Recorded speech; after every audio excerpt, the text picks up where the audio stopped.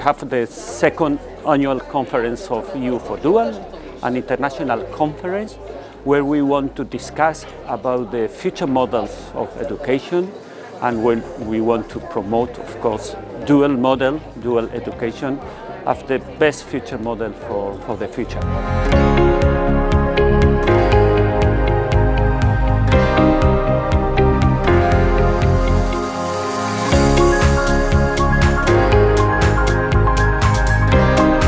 There are two very important objectives. The first one is to promote dual education as the future model of education. And second, it is also important because the European Alliance, EU for Dual, works also to promote a more sustainable and a more competitiveness in Europe. And I think in this case, the universities, the alliances, and the business are very important for the future.